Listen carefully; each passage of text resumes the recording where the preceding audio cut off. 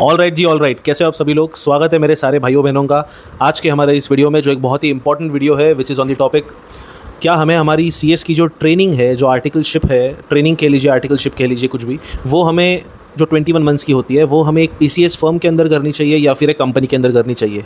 अब यूजुअली ये जो मैंने दो ही आपको ऑप्शंस दिए कि पीसीएस फर्म के अंदर करनी चाहिए या फिर एक कंपनी के अंदर करनी चाहिए, सिर्फ यही दो ऑप्शंस बाय द वे नहीं है जिसके अंदर आप अपनी सीएस की जो ट्रेनिंग है वो कर सकते हैं। आपको यूट्यूब के ऊपर बहुत सारे यूट्यूब के जो इन्फ्लुएंसर्स है, आपके कोचिंग क्लासेस ने हैं, सिर्फ यही दो ऑप्शंस बाय द वे बताए होंगे। हमेशा इसी टोन में बात होती है कि oh should we do our CS training in a PCS firm और इन अ पर्टिकुलर कंपनी। लेकिन अगर आप आईसीएसआई के ट्रेनिंग गाइडलाइंस एज ऑफ 2024 वाले रीड करेंगे तो आपको, जहाँ तक मुझे अभी याद है, मैंने कुछ दिन पहले ही उनको रीड किया था, कुछ 8 या 9 ऑप्शंस है जिनके अंडर आप अपनी सीएस की ट्रेनिंग जो है वो परस्यू कर सकते हैं। लेकिन आप हर जगह पे देखोगे जो हर्ड मेंटालिटी होता है उनको सिर्फ ये दो ही ऑप्शंस पता होते हैं, should we be doing our training in a PCS firm और अ कंपनी। खैर, लेकिन इस वीडियो का जो पर्टिकुलर टॉपिक है वो मैंने जानबूझकर ये रखा है कि हमें एक पीसीएस फर्म के अंदर करनी चाहिए या फिर एक कंपनी के अंदर। अब वीडियो में आगे जाने से पहले मैं कुछ चीज़ों के ऊपर क्लैरिफिकेशन देना चाहता हूँ कि क्योंकि शायद मैंने अभी तक उतने वीडियोस नहीं डाले हैं कि आप लोग मेरे बारे में पूरी तरह जान सको, या फिर मैंने भी अभी तक, जैसे मैंने कहा, मैंने अभी तक उतने वीडियोस नहीं डाले कि मैं भी आपके बारे में, मतलब जो मेरी ऑडियंस है उसको अभी तक अच्छे से समझूँ कि किस तरह की ऑडियंस है, क्या है, उनके एक्सपेक्टेशंस क्या है। बाय द वे, मैं तो इसीलिए बेसिकली ये पर्टिकुलर वीडियो के अभी स्टार्टिंग में ही मैं कुछ चीज़ें थोड़ी क्लियर करना चाहता हूँ। The first thing which I would like to clear is, मैं यहाँ पर ऑडियंस के एक्सपेक्टेशंस के हिसाब से वीडियो डालने नहीं आया हूँ। I am a person who does not believe in the concept of consistency, simply because एक पूरा हर्ड फॉलोइंग बोलता है यू शुड बी कंसिस्टेंट। इसीलिए मैं वो चीज़ नहीं करता, because I am not a herd follower. मुझे कभी अपने बचपन से हर्ड फॉलोइंग करना पसंद नहीं आया। खैर, वो सब चीज़ें हम थोड़ी देर के लिए, हम किसी और वीडियो में कर लेंगे उस सब फिलोसॉफिकल एस्पेक्ट्स को डिस्कस, क्योंकि उस टॉपिक पे भी मुझे कुछ वीडियोस लाने हैं। So the first and the foremost thing is, जैसे कि मैंने आपसे कहा कि मैं यहाँ पर बाकी के लोगों की तरह, हर्ड फॉलोइंग की तरह वीडियोस वगैरह डालने में नहीं विश्वास करता हूँ। Second thing which I would like to say is, मैं जो भी वीडियोस बनाऊंगा I will not be diplomatic in those particular videos. मेरे जो व्यूज़ होंगे, मेरे जो ओपिनियंस होंगे, मैं जो भी चीज़ें बोलूँगा वो एक्सट्रीमली ब्लैक एंड वाइट में ही मैं बोलूँगा। मैं अपने वीडियोज़ में डिप्लोमेटिक ओपिनियंस देना पसंद नहीं करूँगा, क्योंकि जैसे कि मैंने कहा कि मुझे एक हर्ड के लिए वीडियोस बनाना नहीं पसंद कि बाबा, अगर मैं, क्योंकि ऐसे यूट्यूब पे बहुत सारे इन्फ्लुएंसर्स हैं, बच्चे हैं, कोचिंग क्लासेस के फैकल्टीज़ हैं जो इतने सारे डिप्लोमेटिक ओपिनियंस देते हैं कि, और ऑब्वियस सी बात है, एक कोचिंग क्लासेस का जो फैकल्टी है वो क्यों देगा अपना एक diplomatic opinion? For a very simple reason कि वो चाहता है कि वो किसी भी साइड के पार्टी को दुखाए ना और उसके पास ज़्यादा से ज़्यादा बिजनेस आए।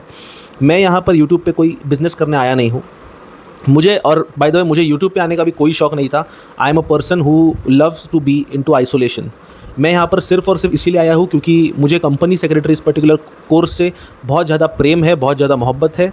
और पिछले कुछ सालों से मैं सीएस कर रहा हूँ, मैं देख रहा हूँ इतना सारा गंदगी, इतना सारा कचरा फैला हुआ है मार्केट के अंदर सीएस कोर्स को लेके। तो मुझे ऐसे लगा कि क्यों ना स्टेप बाय स्टेप, एक एक करके इन सब चीज़ों को बच्चों को क्लैरिफाई किया जाए, बच्चों को थोड़ी सी ग्राउंड रियलिटी बताई जाए। और ये जो घटिया किस्म के लोग हैं जो बच्चों को ग्राउंड रियलिटी से दूर रख के, बोलते हैं ना, आकाश में, स्काई में महल एक तरीके के बांध रहे हैं, बच्चों को एक तरीके के इल्यूजन में रख रहे हैं। तो इसीलिए मैंने ये पर्टिकुलर बेसिकली यूट्यूब चैनल जो है वो स्टार्ट किया है। तो यहाँ पर, जैसे कि मैंने कहा, किसी भी तरह का डिप्लोमेटिक ओपिनियन मैं आप लोग को नहीं देने वाला। यहाँ पर मैं चीज़ों को स्ट्रिक्टली ब्लैक एंड वाइट रखूँगा। ब्लैक एंड वाइट का मतलब क्या होता है? ब्लैक एंड वाइट का सीधा मतलब होता है, मैं गलत को गलत बोलूँगा, सही को सही बोलूँगा। जो चीज़ें ऊँची है उसको ऊँचा बोलूँगा, जो चीज़ें नीची है उसको नीचा बोलूँगा। कोई मिडल पाथ, कोई मध्यम मार्ग मैं नहीं लूँगा, क्योंकि मॉडरेशन में, मध्यम मार्ग में मैं नहीं विश्वास रखता। या तो आप इस पार रहो या तो आप उस पार रहो, या तो आप मज़े मारो ज़िंदगी के, या तो आप मज़े मत मारो ज़िंदगी के। या तो आप, जब आप खेल रहे हो, आप सिर्फ खेलो, पढ़ाई के बारे में एकदम नहीं सोचना, और जब आप पढ़ाई कर रहे हो तब आप सिर्फ पढ़ाई करो, आप खेलने के बारे में नहीं सोचो। तो ये एक आध दो चीज़ें हैं जो मुझे ऐसा लगा कि मैं थोड़ी क्लैरिफाई करना चाहता हूँ। अब हम आते हैं हमारे मेन मुद्दे की तरफ। चलिए, तो अब हम बात करते हैं, हमारा जो टॉपिक है, should we be pursuing our CS training of 21 months, our CS articleship कह लीजिए of 21 months in a PCS firm और अ कंपनी। मैंने वीडियो के स्टार्टिंग में एक चीज़ आपको क्लैरिफाई कर दी थी कि सिर्फ ये 2 ऑप्शंस नहीं है जहाँ पर आप अपनी आर्टिकलशिप कर सकते हैं। ICSI के ट्रेनिंग गाइडलाइन से कृपा करके सभी बच्चे एक बार गो थ्रू कीजिए अपनी ट्रेनिंग के लिए सर्च करने से पहले। वहाँ पर 8 से 9 ऑप्शंस है जहाँ पर आप अपनी ट्रेनिंग परस्यू कर सकते हैं। चलिए, लेकिन इस पर्टिकुलर वीडियो में मैं 2 जो उस 9 के लिस्ट में से जो 2 पर्टिकुलर है PCS फर्म एंड कंपनी, उस पर स्पेसिफिकली टच करने वाला हूँ। तो वीडियो में आगे जाने से पहले मैं आता हूँ उस पर्टिकुलर टॉपिक पे, लेकिन मैं एक स्लाइटली थोड़ा सा उससे डिविएशन लेना चाहूँगा, एक स्लाइट सा है बस एकदम डिविएशन। और मैं आपको एक चीज़ यहाँ पर क्लैरिफाई करना चाहूँगा कि और बाय द वे इस टॉपिक के रिगार्डिंग मैंने कल ही, शायद कल या परसों नहीं, कल ही मैंने इस पर्टिकुलर टॉपिक पे लिंक्डइन के ऊपर पोस्ट भी डाला था। मैंने अपना जो लिंक्डइन का जो आईडी है वो भी मैंने डिस्क्रिप्शन बॉक्स में मेरा शेयर किया हुआ है, आप लोग वहाँ जाके वो पर्टिकुलर पोस्ट भी रीड कर सकते हो। मैं उसी पोस्ट के रिगार्डिंग, उसी टॉपिक के रिगार्डिंग यहाँ पर थोड़ी सी बात करना चाहूँगा। और वो जो पर्टिकुलर पोस्ट है वो मैंने खुद ही बहुत ज़्यादा ऑब्जर्वेशंस करके, बहुत सारे पैटर्न जो होते हैं वो पिछले कुछ सालों में स्टडी करके, ऑब्जर्व करके वो पर्टिकुलर पोस्ट मैंने खुद लिखा है। It is not an AI generated post. आजकल ये बोलना भी बहुत ज़्यादा ज़रूरी हो गया, इंपॉर्टेंट हो गया वीडियोस में बोलना कि वो जो चीज़ लिखी है वो मैंने खुद ओरिजिनल लिखी है, वहाँ पर किसी भी AI का कुछ भी उपयोग नहीं किया गया है। तो वो जो पोस्ट था इट वाज रिगार्डिंग, और जिस पर्टिकुलर टॉपिक के बारे में भी मैंने कहा मैं थोड़ा सा डिविएट करके पहले आपको समझाना चाहूँगा, is the topic why is there a obsession among the CS students to do their articleship in a listed company. अगर आप एक एग्जीक्यूटिव के स्टूडेंट है, आप एक फाउंडेशन के स्टूडेंट है, या फिर आप एक प्रोफेशनल लेवल के स्टूडेंट भी है जिसने अपनी आर्टिकलशिप अभी तक स्टार्ट नहीं की है, आपने ज़रूर अपने आजू बाजू ये चीज़ देखी होगी, there is an obsession among the students कि उन्हें अपनी जो आर्टिकलशिप है वो एक लिस्टेड कंपनी के अंदर करनी है।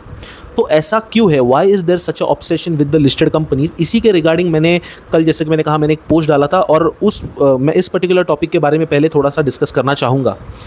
ऐसे भी लोगों को पर्सनली जानता हूँ जिनकी उम्र आज शायद कुछ 31-32 ईयर्स हो गई होगी, उनको एग्जीक्यूटिव क्लियर किए हुए कुछ 2-2.5 साल हो गए, लेकिन फिर भी उन्होंने अपनी आर्टिकलशिप शुरू नहीं की। क्यों? क्योंकि उनका प्रोफेशनल क्लियर नहीं है। तो मैंने कहा कि फिर क्या हो गया, अगर आपका प्रोफेशनल क्लियर नहीं है तो you are eligible, the moment you clear your executive you are eligible to start your articleship. लेकिन उन्होंने जो मुझे जवाब दिया, इट वाज क्वाइट सरप्राइजिंग। उनका ये पर्टिकुलर थॉट प्रोसेस था कि नहीं, लिस्टेड कंपनीज बोलते हैं कि हमें तो प्रोफेशनल क्लियर कैंडिडेट्स ही चाहिए, तो हम पहले अपना जो प्रोफेशनल एग्जाम्स है वो क्लियर करेंगे। उसके चक्कर में इन्होंने अपने 2 साल जो है वो अपनी ट्रेनिंग शुरू की ही नहीं। अगर वो कर देते तो शायद उनकी ट्रेनिंग अभी तक ख़त्म हो गई होती। एनीवेज, तो मैंने ऐसे भी केसेस देखे हैं कि बच्चे के मन में लिस्टेड कंपनी का जो भूत है वो इस तरीके से बैठा हुआ है कि बच्चा अपना ट्रेनिंग ही स्टार्ट नहीं कर रहा जब तक उसका प्रोफेशनल एग्जाम्स क्लियर नहीं हो रहा, which I personally feel is wrong. तो जैसे कि मैंने कहा, कुछ 4-5 रीजंस है कि क्यों पूरा हर्ड जो है वो एक लिस्टेड कंपनी की तरफ भागता है। वो 4 से 5 रीजंस समझना आप लोग को बहुत ज़्यादा ज़रूरी है, क्योंकि उसके बेसिस पे आप लोग एक रैशनल वेल इन्फॉर्म्ड डिसीजन ले सकोगे। और ज़्यादातर आपको ऐसे लगता होगा कि ये बच्चे बहुत सोच समझ के जाते हैं। इन बच्चों का बहुत सिस्टमैटिकली ब्रेन वॉश किया जाता है, स्पेशली कोचिंग क्लासेस के द्वारा और उन पर्टिकुलर लिस्टेड कंपनीज़ के द्वारा। कैसे, ये अगले 4 से 5 पॉइंट में मैं आपको एक्सप्लेन करने वाला हूँ।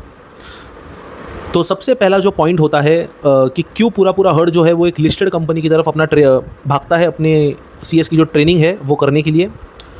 It is the number 1 reason is coaching classes. अब यहाँ पर मैंने शायद से कोचिंग क्लासेस के ऊपर बहुत सारे वीडियोस डाल लिए, तो आपको ऐसा लगता होगा कि मैं कोचिंग क्लास को बहुत ज़्यादा गाली गलौज करता हूँ। ऐसी बात नहीं है। मैंने जो इतने साल में देखा है मैं बस वही आपके सामने प्रस्तुत कर रहा हूँ। आपको पसंद आए ना पसंद आए उससे मुझे जेन्युइनली कोई फ़र्क नहीं पड़ता। ये है वैसा है, मैं आपके सामने प्रस्तुत कर रहा हूँ। The number 1 reason, the first reason basically is coaching classes and it's faculties.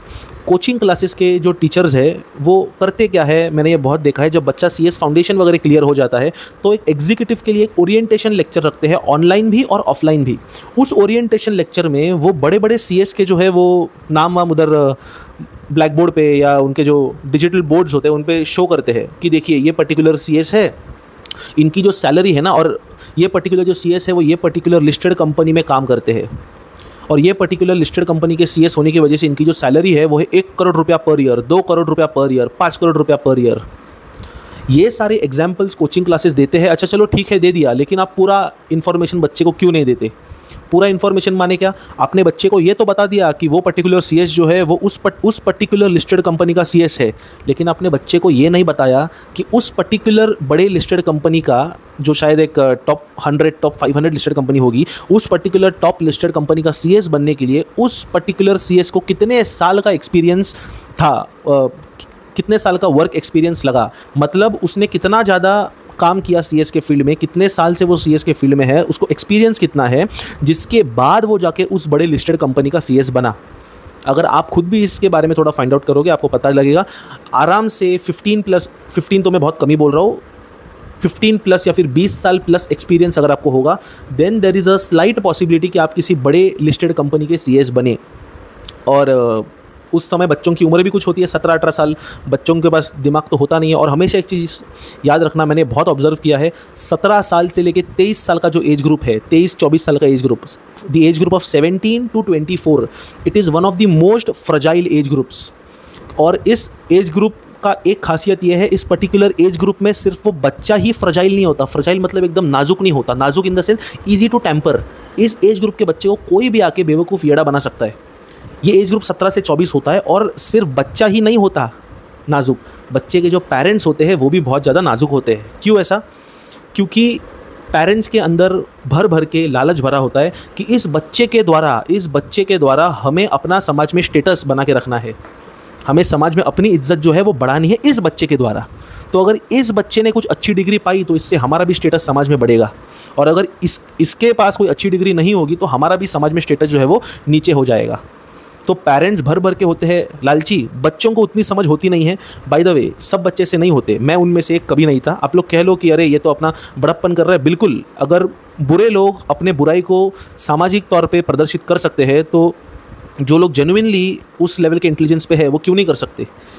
I was always an exception कि मैंने कभी भी समाज की ज़्यादा बातों में मैं बह नहीं गया। I always have retained my individuality and my thought process. जो मुझे लगता है मैंने हमेशा वो किया है, तो उसके बेसिस पे मैं आपको बोल रहा हूँ। मैंने बहुत ऑब्जर्व किया है ये सब चीज़ें, ऐसा होता है। कोचिंग क्लासेस इस पर्टिकुलर एज ग्रुप में ऐसे सारे ओरिएंटेशन CS फाउंडेशन क्लियर करने के बाद बच्चों को देते हैं। उधर उनके पेरेंट्स भी होते हैं, और क्योंकि बच्चे को तो बनाया ही गया है बेवकूफ़, साथ ही साथ पेरेंट्स का भी एक गहरा लालच होता है, जिसके वजह से उस लालच को पूरा करने के लिए parents are willing to give thousands and lakhs of rupees कि बाबा इसके पास हम हज़ारों रुपये आपको देने को तैयार है, खाली हमारे बच्चे के पास एक अच्छी खासी डिग्री आ जाए, उससे उसको एक अच्छी खासी नौकरी मिल जाए, और ये जब सब हो जाएगा तो हमारा स्टेटस जो है वो बड़ा हो जाएगा। Parents are least bothered about बच्चे का क्या है, पेरेंट्स आर बॉदर्ड कि हमारा स्टेटस समाज में ऊपर उठ रहा है कि नहीं। तो the number 1 reason is coaching classes, जो बच्चों को इस तरीके से सिस्टमैटिकली पागल बनाते हैं। बच्चों की इसमें जिम्मेदारी ये है कि आप कोचिंग क्लासेस से अपफ्रंट सवाल पूछिए, बेशरम होकर आप कोचिंग क्लासेस से सवाल पूछिए कि ये आप जो बता रहे हैं ये कितने साल के एक्सपीरियंस के बाद इस पर्टिकुलर लिस्टेड कंपनी का CS बना है। देख लेना उस कोचिंग क्लासेस के टीचर का मुँह छोटा नहीं हो गया तो, because it will take rigorous amount of single pointed effort. और आज के टाइम पे जितना सोशल मीडिया का स्टिमुलेशन है, इट्स पता नहीं how should I say this, but it is very difficult for a particular person to stay in one particular career for a prolonged period of time. इतना सारा आपके पास आजकल ऑप्शंस अवेलेबल है, कौन इंसान 20-25 साल CS के करियर में रहेगा इवन आफ्टर बीइंग क्वालिफाइड। आजकल तो आपने देखा होगा इंजीनियरिंग के बच्चे इंजीनियरिंग में नहीं रहते, इंजीनियर होने के बाद कोई स्टैंड अप कॉमेडी कर रहा है, कोई एक्टिंग कर रहा है, 1000 डिफरेंट फील्ड्स में है। लॉ में देखिए, लॉ करने के बाद बच्चा हर एक फील्ड में जा रहा है। CA के कितने सारे बच्चे मैं जानता हूँ जो CA का कुछ नहीं कर रहे हैं, उनका कुछ और ही चल रहा है अपने ज़िंदगी में। तो CS कोर्स करने के बाद कोई इंसान 20-25 साल सिंगल पॉइंटेडली CS के फील्ड के रिगार्डिंग काम कर रहा है, तब जाके वो एक लिस्टेड कंपनी का CS बन रहा है। ये आप बच्चे को क्यों नहीं बताते? क्योंकि ये बताने से आपका उसमें कोई फ़ायदा नहीं है, इसीलिए आपको नहीं बताते। तो यहाँ पर बच्चों को भी सावधान ज़रूर रहना है इन सब चीज़ों की वजह से।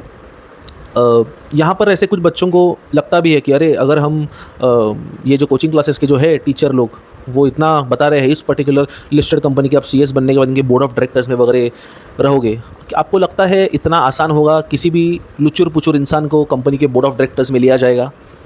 आपको लगता है कंपनी उतना पागल है? आपको लगता है जो शेयर होल्डर्स है वो उतने पागल है? ऐसा नहीं होता। आपको एक डेडिकेटेड अमाउंट ऑफ समय एफर्ट डालना पड़ता है। एंड एफर्ट मैं इसीलिए बोल रहा हूँ because usually effort indicates suffering, कि नहीं एफर्ट डालना है, हमें बहुत स्ट्रगल होगा, सफरिंग होगा। अगर ये सब चीज़ें हैं then probably you should always reconsider your career choices. Also it just indicates that you are not well centred within yourself, कि आपको ये एफर्ट, अगर ये शब्द बहुत हैवी लग रहा है, बट इट इज़ एक बस बोलने का स्टाइल है वो, कि you have to dedicate a certain amount of time and effort. Effort does not necessarily mean struggle, effort means basic work which you do on a daily basis.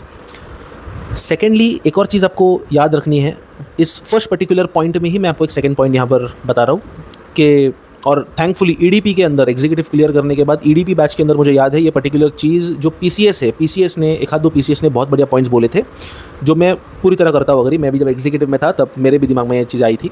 The moment you clear your company secretary exams, आपके हाथ में एक बार आपका membership number आ जाएगा, आपके पास सामने से बहुत सारी कंपनीज आपको कॉल करेंगी, अप्रोच करेंगी कि सर या मैडम हमारे कंपनी में आप नेम लैंडिंग करेंगी क्या, आप हमारी कंपनी की कंपनी सेक्रेटरी बनिए, आपको सिर्फ फॉर्म पे अपना डीएससी लगाना है और जो जो इंपॉर्टेंट डॉक्यूमेंट्स हैं उन पे आपको साइन करना है।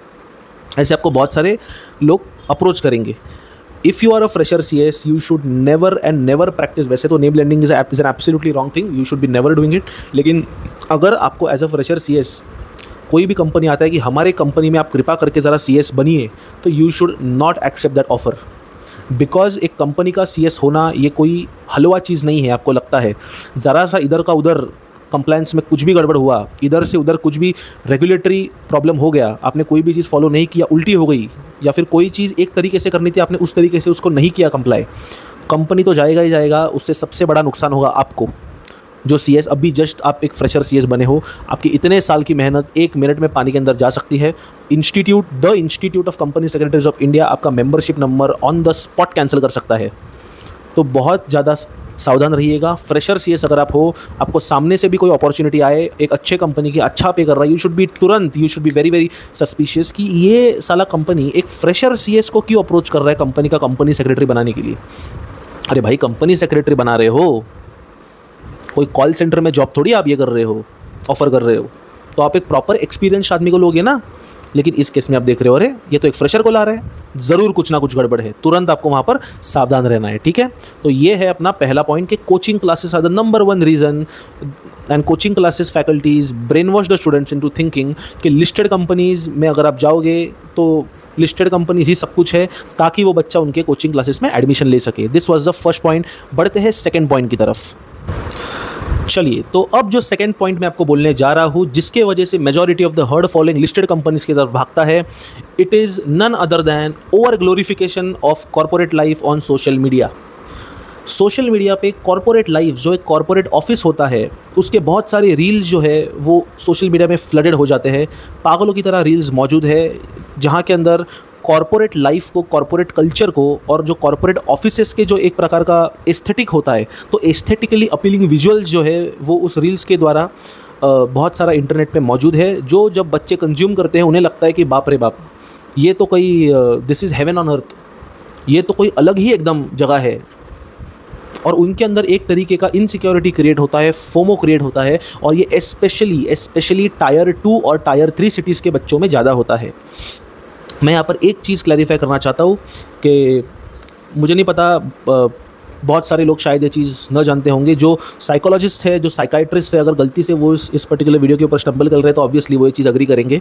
लेकिन ऐसा होता है, मैं जो भी आपको बताने जा रहा हूँ, आपको जो रील्स के अंदर सोशल मीडिया के ऊपर ये जो एस्थेटिकली अपीलिंग जो ऑफिसेस वगैरह दिखते हैं ना, कंपनी ने जो बड़े बड़े जो लिस्टेड कंपनीज़ होते हैं या एटलीस्ट जो बिग साइज़ के जो होते हैं लिस्टेड कंपनीज़, वो क्या करते हैं इज़ वो एक्सपर्ट्स को हायर करते हैं। वो साइकोलॉजिकल जो एक्सपर्ट्स होते हैं, ये ह्यूमन माइंड, ह्यूमन ब्रेन को जो लोग स्टडी करते हैं, उनको वो लोग हायर करते हैं, उन एक्सपर्ट्स को, और उनसे वो लोग कंसल्टेशन लेते हैं कि अब बताइए हमें इस ऑफिस को किस तरीके से बनाना चाहिए कि इस ऑफिस में आने के लिए लोग जो है वो क्रेव करें, और यहाँ आने के बाद उनका ये पर्टिकुलर ऑफिस छोड़ के जाने का मन न करे, वो यहाँ पर ज़्यादा से ज़्यादा समय बिताए।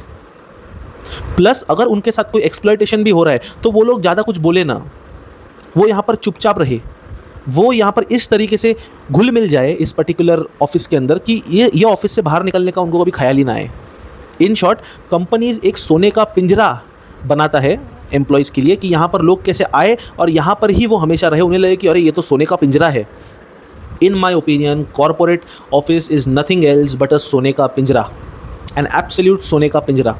आपको मैं बता रहा हूँ वो लोग एग्जैक्टली क्या करते हैं। जैसे कि मैंने कहा, वो लोग साइकोलॉजिकल जो माइंड के जो लोग होते हैं, जो माइंड को करते हैं स्टडी, साइकोलॉजिस्ट, साइकाइट्रिस्ट या जो एक्सपर्ट्स होते हैं, ब्रेन को जो लोग करते हैं स्टडी, उनको वो लोग हायर करते हैं। उनको पूछते हैं इस कंपनी में किस तरह का हमें फर्नीचर रखना चाहिए, किस डिज़ाइन का हमें जो है वो फर्नीचर यहाँ पर रखना चाहिए, जो वॉल्स है वो वॉल्स कौन से कलर की हमें पेंट करनी चाहिए, जो फर्नीचर का साइज़ है वो क्या होना चाहिए, एम्प्लॉय जो बैठ रहा है तो एकदम फ्लैट होना चाहिए डेस्क या फिर प्रॉपर क्यूबिकल्स होने चाहिए, या आपको लगता होगा ऑफिसेस में ऐसे ही रैंडमली वो सारी चीज़ें की गई है, ऐसे रैंडमली कुछ भी नहीं किया जाता।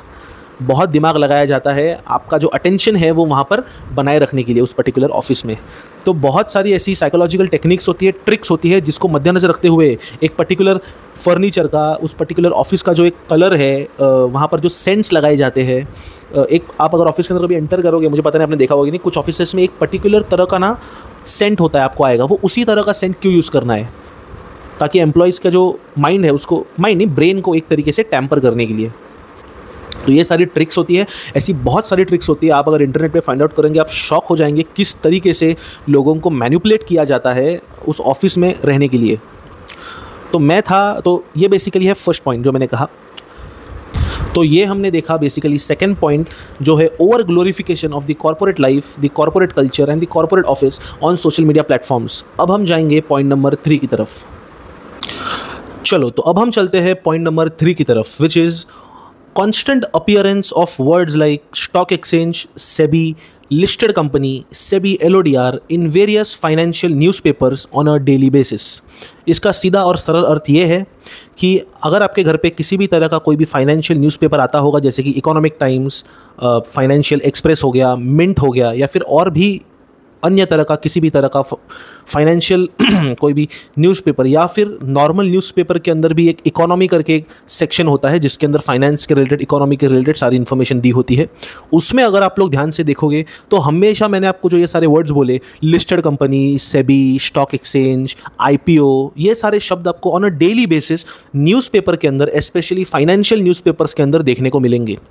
अब इसका रिलेशन क्या है? रिलेशन इसका ये है, आपने एक चीज़ तो हमेशा सुनी होगी कि जर्नलिज्म जो होता है, न्यूज़पेपर्स जो होते हैं, वो समाज का एक आईना होता है। Newspapers act as a socially validated proof to the individuals कि हाँ बाबा, ये जो न्यूज़पेपर में चीज़ लिखी है, कहीं ना कहीं समाज में ओवरऑल भी ऐसा ही कुछ ना कुछ हो रहा है, ऐसा हमारा समाज है। जब इन फाइनेंशियल न्यूज़पेपर्स के अंदर ये जो कॉन्स्टेंटली वर्ड्स आते हैं, ये सारे which are in a way link to a listed company, तो बच्चों को एक सोशली वैलिडेटेड प्रूफ मिलता है कि अरे, अगर न्यूज़पेपर्स के अंदर इतने सारे वर्ड्स पॉइंट आउट कर रहे हैं टुवर्ड्स अ लिस्टेड कंपनी, इसका मतलब all the magic that happens only and only in listed companies. जब बच्चा न्यूज़पेपर के अंदर ये चीज़ें देखता है कि अच्छा, न्यूज़पेपर के अंदर लिखा है, कोचिंग क्लासेस वाले भी हमें ये सब कुछ बोल रहे हैं, और सोशल मीडिया के ऊपर तो इतना सारा डेकोरेशन किया ही हुआ है, इतने सारे एस्थेटिकली अपीलिंग रील्स तो है ही कॉर्पोरेट कल्चर के, कॉर्पोरेट ऑफिसेस के, तो वो सब देख के बच्चे का एक तरीके से ब्रेन वॉश हो जाता है। एक तरीके से बच्चे के अंदर ये लिस्टेड कंपनी में ट्रेनिंग करने का जो भूत है वो पूरी तरह सवार कर जाता है। जब बच्चा न्यूज़पेपर में ये चीज़ पढ़ता है ऑन अ डेली बेसिस, जो बच्चे न्यूज़पेपर पढ़ते हैं ऑब्वियसली उनके लिए है। अगर आपको ये चीज़ वेरीफाई करनी है, आप कभी भी जाके कोई भी न्यूज़पेपर लीजिए, मैंने जो आपको ये शब्द बोले 4-5, listed company, IPO, SEBI, stock exchange, SEBI LODR, ये शब्द आपको मोस्टली फ्रंट पेज पे ही मिल जाएंगे। लेकिन आपको कंपनीज एक्ट 2013 ये शब्द मिल जाएगा, लेकिन ऑन अ डेली बेसिस नहीं मिलेगा। एक PCS firm, practising company secretary firm, PCS firm, ये आपको ऑन अ डेली बेसिस, या फिर ये तो बहुत ही रेयरली आपको देखने मिलेगा किसी फाइनेंशियल न्यूज़पेपर के अंदर लिखा हुआ है। सो न्यूज़पेपर्स इन अ वे, मैं फिर से बोल रहा हूँ, acts as a socially validated proof to the student कि अच्छा, all the magic happens in a listed company only.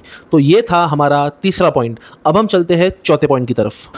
तो जो चौथा पॉइंट है, it is one of the most fundamental and most important points. ये पॉइंट को 4th number पे मेरा रखने का एक ही रीज़न था। ये एक्चुअली पॉइंट मैं 1st नंबर पे रखना चाहता था, लेकिन ये एक ऐसा पॉइंट है कि मैं इसका बेनिफिट सिर्फ उन व्यूअर्स को देना चाहता था जो अभी तक इस वीडियो में यहाँ तक टिक चुके हैं। इट जस्ट शोज़ कि उनका जो अटेंशन लेवल्स है वो इतना सिंगल पॉइंटेड है कि वो एक लॉन्गर ड्यूरेशन तक ये वीडियो जो है वो देख सकते हैं। और अगर कोई इतने लॉन्गर ड्यूरेशन तक ये पर्टिकुलर वीडियो देख सकता है, तो वो इंसान अपने ज़िंदगी के हर एक काम में ही उतना अटेंटिव होगा।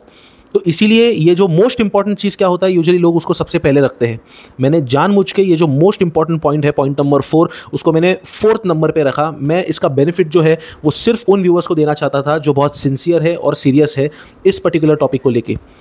तो जो 4th पॉइंट है, जिसकी वजह से पूरा एक हर्ड जो है वो लिस्टेड कंपनी की तरफ ट्रेनिंग करने के लिए भागता है, it is absolutely idiotic advice given by coaching classes faculties plus YouTube influencers plus some of the qualified company secretaries, and that advice is If in the future you want to do a job, go and do your training in a listed company. If you want to do practice in the future, go and do your training in a PCS firm. इससे बड़ा घटिया और महान मूर्खतापूर्वक advice मैंने आज तक कभी नहीं सुना. This is one of the stupidest, एकदम निचले स्तर का स्टूपिडेस्ट और घटिया एडवाइस. इससे घटिया एडवाइस CS प्रोफेशन में कोई हो ही नहीं सकता. और ऐसा जो एडवाइस लोग देते हैं वो सिर्फ और सिर्फ बुकिश नॉलेज रखते हैं, इंडस्ट्री का कोई नॉलेज नहीं रखते, अपने बारे में कोई अकल नहीं रखते. खाली जो मुंह में आता है, जो आजू बाजू सब लोग बोल रहे हैं, वही वो लोग बस रिपीट कर देते हैं, just to be socially well accepted. They just want to somehow fit in the social fabric कि हाँ हमने भी इसको यही एडवाइस दिया, which so called confirms to the views what other people have mentioned. ये सारे के सारे हर्ड फॉलोअर्स होते हैं. मैं आपसे आज एक अभी यहाँ पर सवाल कर रहा हूँ इस पर्टिकुलर एडवाइस पे. आप लोग मुझे बताइए, जिस बच्चे ने, एक बच्चा कैसे बता सकता है कि वो फ्यूचर में क्या करेगा, जिस बच्चे ने आज एज ऑफ टुडे CS के रिगार्डिंग एक पर्टिकुलर प्रैक्टिकल काम भी नहीं किया हो, उसको कैसे पता कि प्रैक्टिस में किस तरह का काम होता है और उसको कैसे पता कि एक कंपनी के अंदर किस तरह का काम होता है. अरे बाबा, उस बच्चे को एज ऑफ टुडे एक फॉर्म पे DSC लगाना नहीं आता, उस बच्चे को एक बेसिक रेजोल्यूशन ड्राफ्ट करना नहीं आता. And you are giving him this advice to a student कि आप डिसाइड करो आपको फ्यूचर में कहाँ जाना है. उसको कैसे पता होगा उसको फ्यूचर में कहाँ जाना है? What kind of idiotic advice is this? ये वही बात हो गई कि आप मैं देखता हूँ आजकल तो छोटे बच्चों से, बच्चा पैदा हुआ नहीं कि उसको सीधा पूछ डालते, बेटा बड़े होके क्या बनोगे? I mean what kind of stupid question is this? मैं देखता हूँ कोई बच्चा अपने ही मस्ती में कोई गेम खेल रहा है, क्रिकेट खेल रहा है, फुटबॉल खेल रहा है, बोलते अच्छा तुम क्रिकेट खेल रहे हो तो तुम बड़े होके क्रिकेटर बनोगे, फुटबॉल खेल रहे हो तो बड़े होके फुटबॉलर बनोगे. ये किस तरह का घटिया इंटरप्रिटेशन है? बच्चा बोलता है ऐसा कुछ नहीं है यार, मुझे खेलने को मज़ा आता है, मैं खेलता हूँ. ये तुम किस तरह का दो कौड़ी का इंटरप्रिटेशन कर रहे हो? इंसान बड़े घटिया हो तुम. कुछ मतलब एटलीस्ट मेरे दिमाग में ऐसे आता था, मैं अपने मस्ती में हूँ, मैं कुछ कर रहा हूँ, the activity itself is so meditative, I am not interested where this activity will lead me. ये किस तरह के सवाल होते हैं जो ये बेसिकली ये सारे सवाल वो लोग करते हैं जिन्हें अपनी ज़िंदगी की ज़रा भी होश नहीं होता, अपने ज़िंदगी का ज़रा होश नहीं होता, अकल नहीं होती, खाली और खाली ब्लाइंड हर्ड फॉलोइंग होती है और कुछ भी नहीं. ये तब होता है ये सारा कार्यक्रम. ये point it is one of the most fundamental points, क्योंकि इस पॉइंट के रिगार्डिंग मैंने EDP के अंदर भी जब ये एक शायद से 3 या 4 फैकल्टीज़ ने ये सेम बात बोली थी. आफ्टर द सेशन मैंने फैकल्टीज़ के जाके इस पर्टिकुलर पॉइंट को लेकर डिबेट किया था कि sir why you are wrong, या ma'am why you are wrong. और उस समय उन फैकल्टीज़ ने अग्री भी किया था कि हाँ what you are saying is actually right. तो ये है सबसे इंपॉर्टेंट पॉइंट. 4th पॉइंट, ये जो एडवाइस है कि अगर आपको फ्यूचर में ये करना, अगर आपको फ्यूचर में जॉब करना है तो कंपनी में जाइए ट्रेनिंग करने, अगर आपको फ्यूचर में प्रैक्टिस करनी है तो फर्म में जाइए. ऐसी मूर्खतापूर्वक एडवाइस से दूर रहिएगा. मैंने कई सारे प्रैक्टिसिंग कंपनी सेक्रेटरीज से जो लोग, और ऐसे भी कंपनी सेक्रेटरीज से जो टीचिंग में है, प्लस ऐसे भी कंपनी सेक्रेटरीज जो बड़े बड़े कॉर्पोरेट्स में काम कर रहे हैं या प्राइवेट लिमिटेड में काम कर रहे हैं, बेसिकली हर डोमेन के कंपनी सेक्रेटरी से मैंने बात की है. और मैंने उन्हें कहा सर ये एडवाइस लोगों को दिया जा रहा है. उनमें से जो लोग बहुत जेन्युइन थे उन्होंने एक बात बोली कि it is the stupidest advice. एक बच्चे को कैसे पता होगा ये चीज़ कि उसको फ्यूचर में जाके क्या करना है, जिसने अभी तक अपने एक फॉर्म पे DST तक नहीं लगाया. तो ऐसे एडवाइसेस की वजह से जो पूरा हर्ड मेंटालिटी होता है, जो एक बच्चा होता है वो देखते रहे आजू बाजू तो सब लोग यही एडवाइस दे रहे हैं.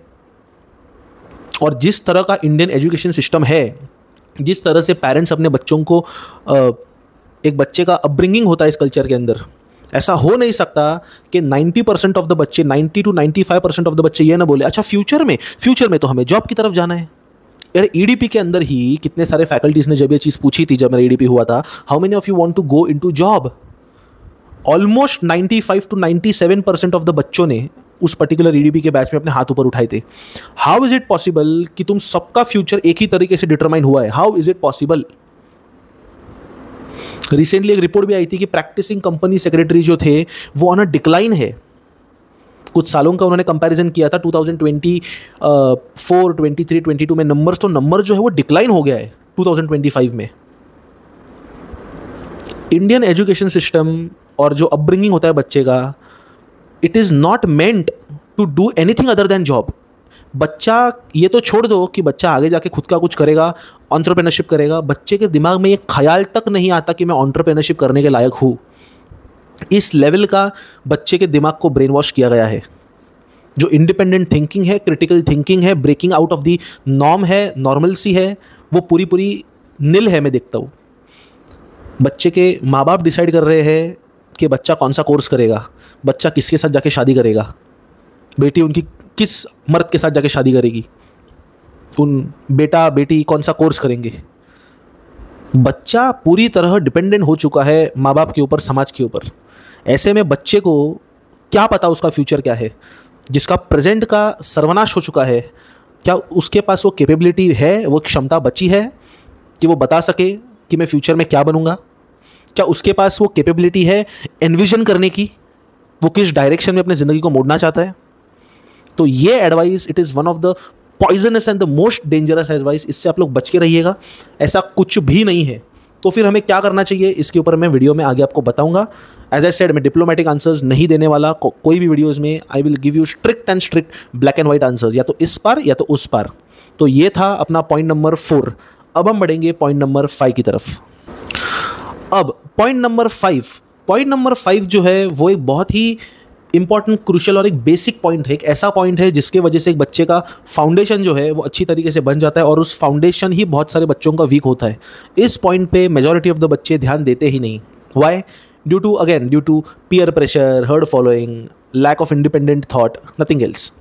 तो ये basically 5th point and the last point ये क्या है जिसकी वजह से बच्चे जो है वो ब्लाइंडली एक हर्ड फॉलोइंग की तरह लिस्टेड कंपनीज के पीछे ट्रेनिंग के लिए भागते हैं।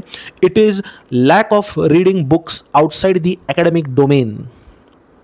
सीधा सरल शब्दों में अगर आपको ये बात बोलूँ, अपने एकेडमिक किताबों के अलावा बच्चा जो है वो कोई और किताब पढ़ता ही नहीं। एटलीस्ट मेजॉरिटी ऑफ द बच्चे जो है, सब नहीं बोलूँगा, मेजॉरिटी ऑफ द बच्चे जो है 80-85% बच्चे नहीं पढ़ते एकेडमिक के अलावा और कोई भी बुक, जिसके वजह से उनका जो पर्सपेक्टिव है वो बहुत ही नैरोड डाउन रहता है। और मैंने हमेशा ये चीज़ देखी है कि जो बच्चे वेल रेड होते हैं उनका जो पर्सपेक्टिव है वो बहुत ज़्यादा ब्रॉडन होता है, उनकी जो कैपेबिलिटी होती है वो एक अलग ही तरीके से एनहांस होकर बाहर आती है। लेकिन इस पे मैं बच्चों को भी ब्लेम नहीं करता। बचपन से ही बच्चों को ये चीज़ माँ बाप के द्वारा ही पहले तो बोली जाती है कि अरे बाहर की किताबें छोड़ो, पहले जो स्कूल की किताबें हैं वो पढ़ो, उससे तुम्हारा पेट भरने वाला है। माँ बाप जो है बहुत सारे बच्चों के वो बेसिकली सर्वाइवल पे आज तक जिए हुए हैं। सर्वाइवल पे जिए हुए हैं, इसका सीधा मतलब ये है कि हमारे पेरेंट्स के जनरेशन के टाइम पे उन्हें एक वक्त के खाने की भी मारामारी थी।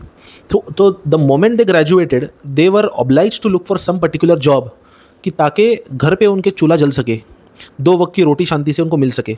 लेकिन आज का टाइम वैसा नहीं है। उस समय पे आज के जितनी फैसिलिटीज़ हर एक शहर में मौजूद नहीं थी। आज अगर आप एक अच्छे खासे शहर में भी हो, मैं बोलूँगा टायर 2 शहर में भी अगर आप हो, तो ऐसा हो नहीं सकता कि आप भूखे मर जाओगे।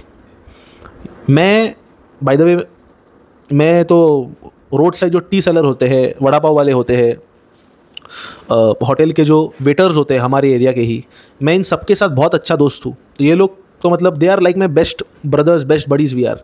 तो हम लोग बहुत सारी चीज़ें वैसे ही शेयर करते हैं। मैं ऐसे होटल के वेटर्स को जानता हूँ जो महीने का 18,000 से लेकर 25,000 कमाते हैं। और मैं ऐसे भी सेमी क्वालिफाइड CS को जानता हूँ जो महीने का 12,000 से लेकर 14,000 सिर्फ कमा रहे हैं। तो मैं तो कहूँगा ऐसी डिग्री किसी काम की नहीं है, फिर एकदम ही किसी काम की नहीं है कि सेमी क्वालिफाइड CS होने के बावजूद अगर आप 12,000 14,000 में नौकरी एक्सेप्ट कर रहे हो, you are actually degrading the profession. उससे अच्छा आप जाके किसी एक होटल में जाके वेटर बनो, आपको 18,000 से 25,000 रुपया वैसे ही मिल रहा है। मुझे कुछ दिन पहले, क्योंकि मैं बहुत सारे रैंडम पोर्टल्स पे मैंने अपने आप को रजिस्टर किया हुआ है, जॉब पोर्टल्स पे, तो मुझे शायद से कुछ दिन पहले एक कॉल आया था। हमारे घर के आजू बाजू में एक बहुत बड़ा मॉल है, तो वो मॉल जो है वो नया ही खुला है अभी, मॉल स्काई सिटी मॉल करके। तो उस मॉल के अंदर एक कॉफ़ी शॉप है, मुझे कॉफ़ी शॉप का एग्जैक्टली नाम नहीं पता, कोई एक कॉफ़ी शॉप है, शायद से थर्ड वेव कॉफ़ी ऐसा कुछ है। उस कॉफ़ी शॉप के अंदर मुझे एक जॉब का ऑफर आया था कि मुझे वहाँ पर कॉफ़ी बनाना है। And they were offering me 22,000 rupees per month, in hand 22,000 rupees. इतना तो मुझे CS का आर्टिकलशिप या ट्रेनिंग भी नहीं देगा जितना वो मुझे दे रहा था। So if the matter is just about money, then you should think twice before pursuing this course, because ये CS is first of all a test match cricket, not a T20 cricket. There should be some fundamental reason other than money and fame to pursue CS course. और fame के लिए अगर आप CS course pursue कर रहे हो तो आपसे बड़ा बेवकूफ़ इंसान कोई नहीं है। Because I will give you an upfront view, again ground reality में आपको देता हूँ। मेजॉरिटी लोग, बहुत सारे लोग CS क्या होता है नहीं जानते, लोगों को पता तक नहीं है CS क्या होता है। People know what is the CA, लोग जानते हैं चार्टर्ड अकाउंटेंट क्या है। ये मैं आपको एकदम ग्राउंड रियलिटी बता रहा हूँ, ऐसे है टू द एक्सटेंट कि मैं जब अपना लॉ कर रहा था, बाय द वे मेरा यही साल हो गया अभी लॉ करके, मेरा दिस ईयर इटसेल्फ 2025 में मेरा लॉ हो गया करके। तो मेरे लॉ में ही एक पर्टिकुलर जो सज्जन थे, उनका नाम नहीं लेंगे, he was 40+, he was working with air India, he not was, he is working with air India by the way. तो उन्होंने मुझे पूछा आप लॉ के साथ कुछ और कर रहे हैं? मैंने बोला हाँ मैं CS कर रहा हूँ, कंपनी सेक्रेटरी। तो वो मुझे बोलते हैं कि अच्छा कंपनी सेक्रेटरी, देखिए आप, मतलब उन्होंने मुझे ऐसे बोला कि देखिए कौस्तुभ, बुरा मत मानना लेकिन यार कंपनी सेक्रेटरी है ना, लड़कियों का कोर्स ठीक है, मतलब लड़कियां अगर ये कोर्स करेंगी ना तो ठीक है। और मैं थोड़ा शॉक, मैंने बोला कि आपको क्या लगता है कंपनी सेक्रेटरी मतलब क्या? तो बोलते कंपनी सेक्रेटरी मतलब वही ना जो बॉस के लिए चाय वगैरह लेके जाता है। मैंने बोला when I heard this I was shocked कि एक लॉ कॉलेज में, एक एयर इंडिया में काम करने वाला इंसान और अच्छा खासा पढ़ा लिखा इंसान, उसको साला ये नहीं पता कि कंपनी सेक्रेटरी क्या करता है। तो if you are doing this course for fame and all, अगर आपको फेम चाहिए था, you should have gone, I mean fame in the sense of academic fame, अगर आपको चाहिए था कि यार इसके पास बहुत बड़ी डिग्री वगैरह है, you should have gone with the CA course. अब CS के पास क्यों आए? Unless and until you don't have some ostensible reason other than money and fame to stay in the CS course, you shouldn't be doing this course. ये आपको short term में आपको degree तो आ जाएगी, लॉन्ग टाइम में you will suffer like hell. Let me tell you this. अगर आपका दिल नहीं है, you should get out. True wisdom is not to never give up. True wisdom is to know when is the right time to give up.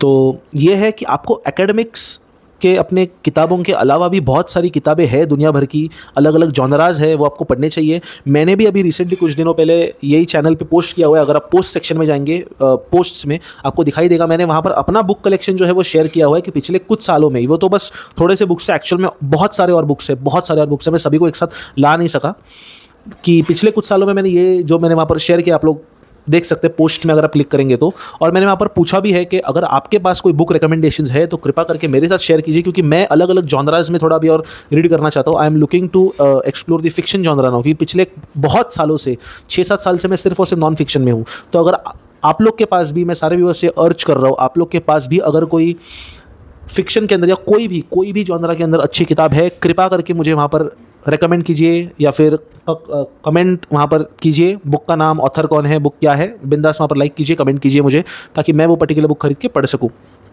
तो ये था हमारा point number 5, जिसके वजह से कि विच इज़ बच्चे एकेडमिक के अलावा और कोई ज़्यादा किताबें नहीं पढ़ते और सारे अच्छे लोगों को नहीं सुनते। और आज के टाइम पे तो इंटरनेट है, यूट्यूब है आपके पास, आप कितने सारे अच्छे लोगों को इंडिया के, फॉरेन के, हर एक देश के सुन सकते हैं। तो ये मेन रीज़न है कि बच्चों को कोई भी पागल बना के चला जाता है, बच्चे इन्फ्लुएंस हो जाते हैं, और उन लोग को दोष क्या देना, प्रॉब्लम तो बच्चों की है ना। कोई आपको आके इजीली इन्फ्लुएंस कर कैसे देता है, मुझे आप ये बताइए ना। पहली चीज़ तो मतलब आपके अंदर उतनी कैपेबिलिटी नहीं है कि कोई भी आए और आपको येड़ा बना के चले जाए। तो आपको अपने पर्सपेक्टिव को ब्रॉडन करने पे ड्रास्टिकली काम करना होगा। बहुत सारे CS के बच्चे मैं देखता हूँ, सिर्फ और सिर्फ बचपन से उन्होंने कोई स्पोर्ट्स नहीं खेला, कहीं बाहर नहीं गए, दिन भर घर पे। ऐसों को मराठी में एक शब्द है, घर कोमड़े, इनको बोलते हैं हम, घर कोमड़े। दिन भर सिर्फ घर पे लोग पड़े रहते हैं। बच के रहिएगा। अलग अलग तरह की किताबें ज़रूर पढ़िएगा आउटसाइड ऑफ एकेडमिक्स। मैं फिर बोल रहा हूँ, मैंने पोस्ट्स में अगर आप क्लिक करेंगे, मैंने वहाँ पर मेरा बुक का रीडिंग जो है वो शेयर किया हुआ है। आपके पास अगर कोई अच्छे बुक्स है, I request you, I urge you, कृपा करके वहाँ पर शेयर कीजिए, ताकि बाकी के लोग भी देख सके, पढ़ सके, और मैं भी वो पर्टिकुलर किताब पढ़ के ख़रीद के पढ़ सकूँ। अब हम, ये हो गया 5 पॉइंट्स पूरे हो गए। अब हम बढ़ेंगे ये समझने की तरफ कि should we be doing our CS articleship in a PCS firm और लिस्टेड कंपनी। चलिए, तो सबसे पहली चीज़, मैं इसके आपको रीजंस तो दूंगा ही, लेकिन मैं आपको सीधा ही पहले इसका जवाब देता हूँ कि आपको अपनी आर्टिकलशिप एक PCS फर्म में करनी चाहिए या फिर एक लिस्टेड कंपनी में या फिर एक कंपनी में। चलो, सीधा जवाब है 2 चीज़ें यहाँ पर। चलो, जवाब तो मैं दे रहा हूँ, लेकिन 2 चीज़ें हैं। ऐसे बच्चे हो सकते हैं जिनको 2 कैटेगरी में मैं इस बेसिकली चीज़ को डिवाइड कर रहा हूँ। या तो आप अपनी 21 महीने की पूरी ट्रेनिंग एक ही जगह पे करो, या तो फिर आप अपनी 21 मंथ्स की ट्रेनिंग को ब्रेक करो। 10 महीने एक जगह पे, 11 महीने दूसरी जगह पे। इन बोथ दी केसेस अगर आप पूरा पूरा 21 महीने एक जगह पे कर रहे हो या फिर आप उसको ब्रेक कर रहे हो, पहले 10 या 11 महीने एक जगह पे और बचा हुआ पीरियड दूसरी जगह पे, दोनों ही केसेस में you must always and always start your training with a PCS firm, that is with a practising company secretary firm, without a second thought, without a doubt. ये चीज़ पे कोई एक्सेप्शन भी नहीं है कि नहीं आपको, क्योंकि मैंने ऐसे सुना है बहुत सारे फैकल्टीज़ को बोलते हुए, अगर आपको एक बहुत अच्छी अपॉर्चुनिटी आ जाए तो कृपा करके लिस्टेड कंपनी में चले जाइए, बहुत बच के।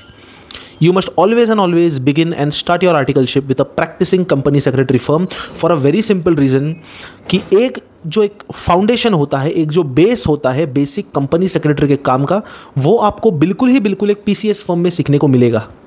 एक लिस्टेड कंपनी में आपको वो चीज़ नहीं मिलेगी सीखने को। और मुझे ऐसा लगता है 21 months is a perfect time. जो बच्चे फर्स्ट कैटेगरी में आते हैं, जो बोलते हैं नहीं हमें तो अपनी 21 महीने की ट्रेनिंग एक ही जगह पे करनी है, for them it's very crystal clear, आपको अपनी 21 महीने की ट्रेनिंग एक प्रैक्टिसिंग कंपनी सेक्रेटरी फर्म के पास करनी है।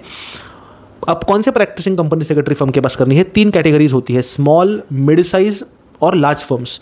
इसमें मैं आपको एडवाइस करूंगा आप या तो मिड साइज में कीजिए या फिर आप स्मॉल में कीजिए। लार्ज फर्म्स में अगर आप करना चाहते हैं तो या तो आप जैसे कि मैंने कहा सेकेंड कैटेगरी जो है 10 महीने आपने एक स्मॉल या मिड साइज में किया और फिर आपने ट्रांसफ़र लिया टू अ बिगर फर्म, चल जाएगा। But always and always begin your training with either a mid size firm या फिर एक स्मॉल फर्म। अब ऐसा क्यों है मैं बोल रहा हूँ कि डायरेक्ट लार्ज फर्म में मत कीजिए आप लोग जंप, क्योंकि लार्ज फर्म्स में जैसे कि मुंबई में अगर आप हो, मैं खुद भी MMJC में सिलेक्ट हो चुका था, I had to reject that particular firm for a very simple reason कि वहाँ पर डिपार्टमेंटलाइजेशन होता है। MMJC ये जो फर्म है उसके अंदर मैं जब हुआ था select, I was being put into the SEBI department. तो MMJC सिंस एक बहुत बड़ा फर्म है, वहाँ पर अलग अलग डिपार्टमेंट्स होते हैं, जैसे कि सेबी डिपार्टमेंट हो गया, ROC का हो गया एक पर्टिकुलर डिपार्टमेंट, SME IPOs का एक पर्टिकुलर डिपार्टमेंट हो गया। तो ये अलग अलग डिपार्टमेंट्स होते हैं एंड अगर आपको एक बार एक पर्टिकुलर डिपार्टमेंट में डाल दिया तो there is a very less possibility कि आप और किसी डिपार्टमेंट में जाओगे। आपको उसी डिपार्टमेंट में आपकी पूरी ट्रेनिंग कंप्लीट करनी है। लेकिन अगर आप एक मिड साइज फर्म या फिर स्पेशली एक स्मॉल फर्म में हो, वहाँ पर डिपार्टमेंटलाइजेशन ऐसा कोई कंसेप्ट होता ही नहीं है। There is free flow of work, आपके हाथ के नीचे से हर एक तरीके का काम जाने वाला है। हर एक तरीके का मतलब आपको बेसिक DSC कैसे बनाते हैं वो भी आपको सीखने मिलेगा वहाँ पर, एकदम स्क्रैच से लेके ऊपर तक हर एक तरीके का काम आपको एक स्मॉल फर्म या तो एक मिड साइज फर्म में सीखने मिलेगा। So you should always and always start your articleship with either a small practicing company secretary firm or a mid-sized practicing company secretary firm, at least in the initial phase.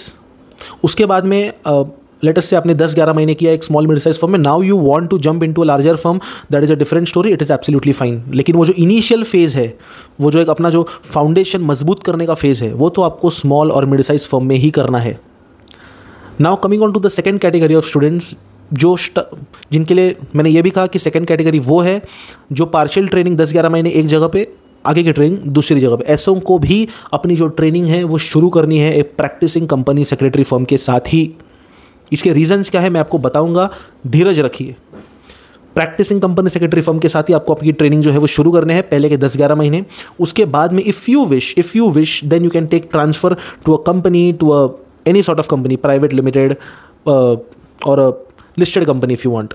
लेकिन शुरुआत listed company, क्योंकि मैंने से देखा है cases, शुरुआत उन्होंने की थी लिस्टेड कंपनीज से और फिर वो लोग ने अपने आप को ट्रांसफ़र किया टू अ पर्टिकुलर फर्म। मुझे नहीं लगता वो चीज़ ठीक है। आपका पहले बेस पक्का हो जाए फिर आप लोग जंप कीजिएगा लिस्टेड कंपनीज में, कोई प्रॉब्लम नहीं है।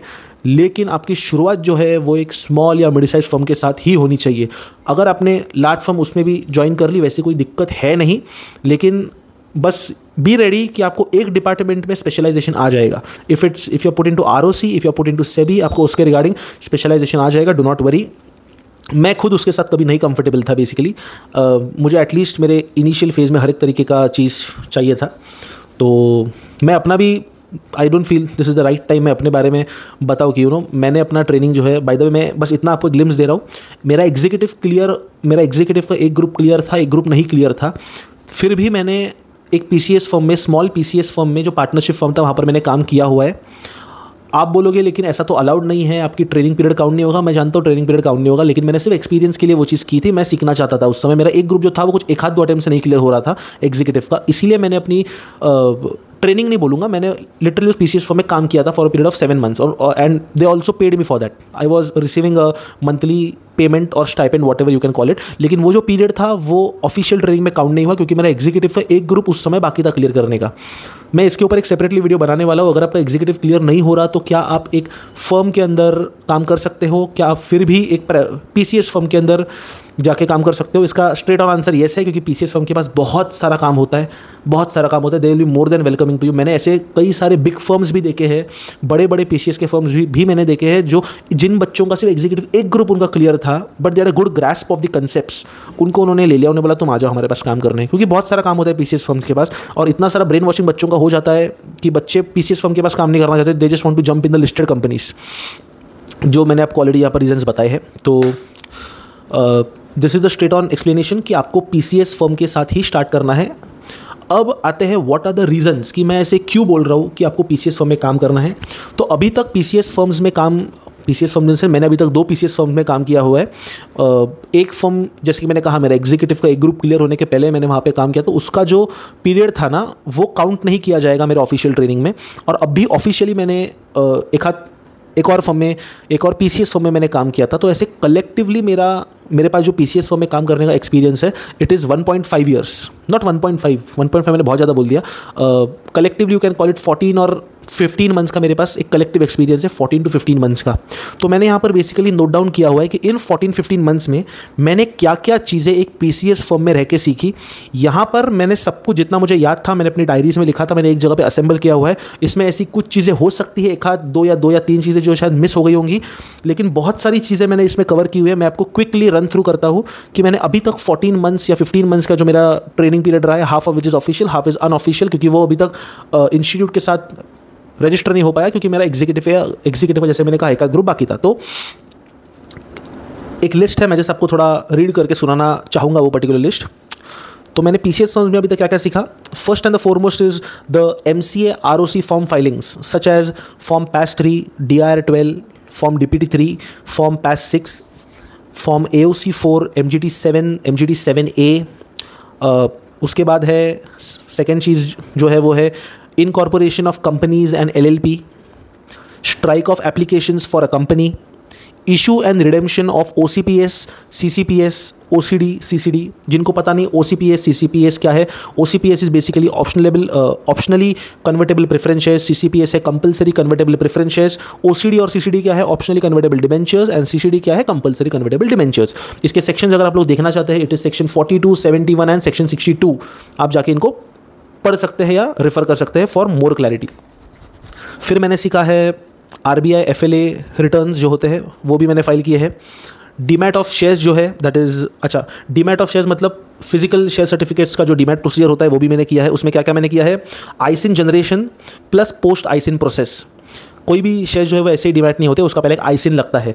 तो अगर किसी कंपनी के पास आईसिन नहीं है तो आपका जो RTA होता है, registrar and share transfer agent, उससे एक पर्टिकुलर प्रोसेस आपको करनी होती है, कुछ डॉक्यूमेंटेशन होता है जो आपको करना होता है। उसके बाद उस कंपनी का आईसिन निकलता है और आईसिन निकलने के बाद पोस्ट आईसिन प्रोसेस होता है, जहाँ पर अब आईसिन तो आ गया, तो अब जो फिजिकल शेयर सर्टिफिकेट्स थे उनको डीमैट होते हैं वो शेयर्स, तो उनका एक अलग से डॉक्यूमेंटेशन होता है।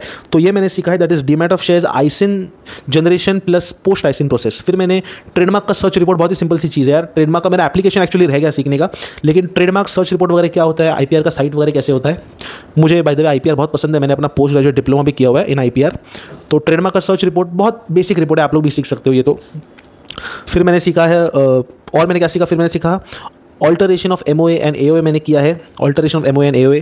फिर SEBI LODR 2015 के compliances for main board listed and SME listed company, जो कंपनीज SME लिस्टेड है, मेन बोर्ड लिस्टेड है, उनके SEBI LODR के जो कंप्लायंसेस होते हैं वो भी मैंने किए हैं। Basic tally entries and GSTR 1 and GSTR 3B filings, ये मैंने जो मैं स्मॉल PCS फर्म में था सबसे पहले वहाँ पर मैंने किया था। बेसिक सारे के सारे जो टैली एंट्रीज होते हैं और GSTR 1 एंड GSTR 3B जो फाइलिंग्स होते हैं वो भी मैंने किए हैं। Creation of digital signature certificates भी मैंने किया है। उद्यम रजिस्ट्रेशन एंड MSME फॉर्म 1 मैंने किया है। Transfer of shares which is in form SH4 वो भी मैंने किया है। And change of registered office of the company, change of name of the company and refund form on MCA, ये सब चीज़ें मैंने की है। तो ये पूरी जो एक लिस्ट थी जो मैंने अभी आपको बोली, ये सब चीज़ें मैंने कुल 14 से 15 मंथ्स में अभी तक सीखी है, की है। एंड और भी कुछ होंगी चीज़ें जो शायद मुझसे छूट गई होंगी। तो इतना सब कुछ जो वैरायटी है, ये जो एक तरीके का बुके मैंने आपको बताया इतने सारे काम का, this is the fundamental reason, that is the diversity of work जो आपको एक पीसीएस फर्म में सीखने मिलेगा। ये जो इतना सारा डाइवर्सिटी है वो आपको एक लिस्टेड कंपनी में सीखने को नहीं मिल सकता। तो this is the first and the fundamental and the primary reason कि why you should always and always go for a PCS firm for your CS training over a company. Now the second reason क्यों आप लोग को एक PCS firm के पास पहला जाना चाहिए और एक कंपनी के पास नहीं जाना चाहिए, यह पर्टिकुलर पॉइंट आपको थोड़ा सा ध्यान से समझना होगा। जितना मैंने थोड़ा बहुत ऑब्जर्व किया है, कुछ ऐसे होता है जो बड़े बड़े लिस्टेड कंपनीज होते हैं उसके अंदर ऑलरेडी एक वेल एस्टेब्लिश्ड टीम होती है कंपनी सेक्रेटरीज की, और उनका एक ऑलरेडी एक सिस्टम सेट होता है, उनकी एक टीम होती है। तो जो लिस्टेड कंपनीज की जो सारे मेन काम होते हैं या फिर जो भी कंप्लायंसेस होते हैं, वो सारे मेन कंप्लायंसेस वो पर्टिकुलर जो टीम होती है, जो कोर टीम होती है, वो हैंडल करती है। तो फिर आप बोलोगे कि ऐसे केस में उनको एक इंटर्न की ज़रूरत क्या है, एक सीएस मैनेजमेंट ट्रेनी की ज़रूरत क्या है एक बड़े लिस्टेड कंपनी में? वो इसीलिए है क्योंकि बहुत सारे छोटे मोटे मिसलेनियस काम होते हैं जो अगर वो जो मेन कोर टीम मेंबर्स करते बैठे तो उनका मेन काम के ऊपर से फोकस हट जाएगा। तो ये जो सब छोटे मोटे कुछ काम होते हैं वो काम इन ट्रेनीज को एलोकेट किए जाते हैं। ट्रेनीज का बड़े लिस्टेड कंपनी में एक ही काम होता है कि जो काम कोर टीम का समय बचा सके, कोर टीम जिस काम का बर्डन अपने ऊपर नहीं लेना चाहती और उसका बर्डन इजीली शिफ्ट कर सकती है एक ट्रेनी के ऊपर, वैसे काम एक ट्रेनी को वहाँ पर दिए जाते हैं। मैं ऐसा नहीं बोल रहा वो काम गलत है, वो काम छोटे दर्जे के हैं, बड़े दर्जे के हैं, लेकिन इन माय ओपिनियन वो जो एक रिस्पॉन्सिबिलिटी आती है, वो जो एक रिस्पॉन्सिबिलिटी डाली जाती है बच्चे की, वो रिस्पॉन्सिबिलिटी उतनी एक लिस्टेड कंपनी के ट्रेनी में नहीं आती जितने एक स्मॉल, स्पेशली एक स्मॉल और मिड साइज फर्म में जो ट्रेनी के ऊपर रिस्पॉन्सिबिलिटी आती है।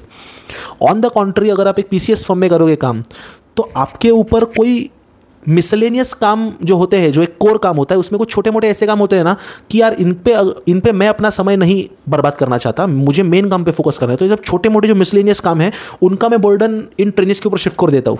ऐसा कभी एक पीसीएस फर्म के अंदर नहीं होगा। एक पीसीएस फर्म के अंदर सिंस इतना सारा काम होता है, एक ट्रेनी के ऊपर भी एक्चुअल कोर काम का बर्डन डाला जाता है and the trainee is expected to perform.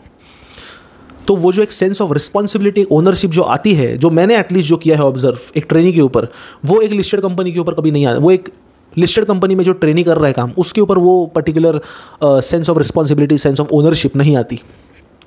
तो this is the second reason why you should go for PCS firm over a particular company.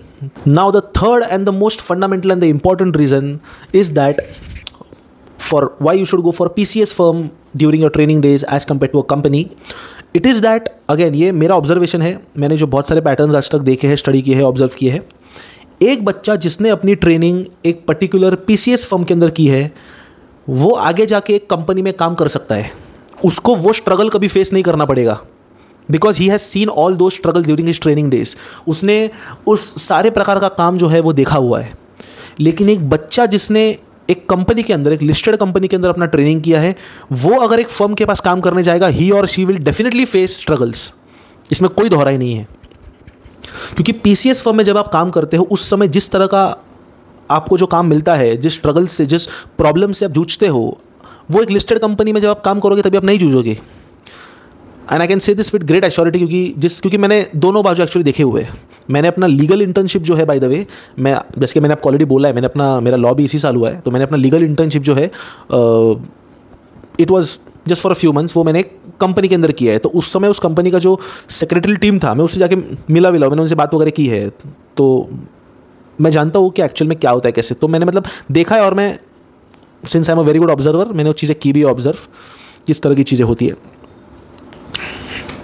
खैर, तो the point which I am trying to convey is, जो बच्चा PCS firm के साथ शुरू करेगा वो आगे जाके एक कंपनी में ईजिली जेल इन हो जाएगा, वेल सेटल हो जाएगा, उसको उतने प्रॉब्लम्स नहीं आएंगे। लेकिन जो बच्चा अपनी ट्रेनिंग एक कंपनी के साथ शुरू करेगा, अगर वो बाद में पीसीएस फर्म के पास जाए या कोई बड़े फर्म के पास भी जाए काम करने, ही और she will definitely face a lot of struggle, क्योंकि उसका जो फंडामेंटल है, जो बेसिक है, वो बिल्ड नहीं हुआ है। उसने पीयर प्रेशर में आके कि अरे peer pressure plus heard following plus एक माइंडसेट कि अरे लिस्टेड कंपनी में तो जो स्टाइपेंड होता है वो बहुत ज़्यादा मिलता है कंपेयर टू पीसीएस फर्म, वो 21 महीने में थोड़े बहुत ज़्यादा पैसे के चक्कर में बच्चा अपना लॉन्ग टर्म जो है जो लॉन्ग टर्म उसका जो भी विजन है उसको अननेसेसरली ख़राब कर रहा है. This is one of the very fundamental reasons why you should go for a PCS firm as compare to a company.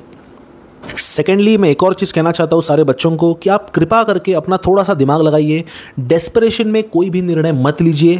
थोड़ा रुकिए, पॉज कीजिए, रिफ्लेक्ट कीजिए. इसके रिगार्डिंग मैंने एक प्लेलिस्ट भी बनाई है. आप लोग मेरे चैनल पे प्लेलिस्ट के सेक्शन में जाएंगे, वहाँ पर मैंने एक प्लेलिस्ट ही बनाई है जिसके अंदर बहुत सारे खूबसूरत वीडियोस मैंने वहाँ पर डाल के रखे हैं.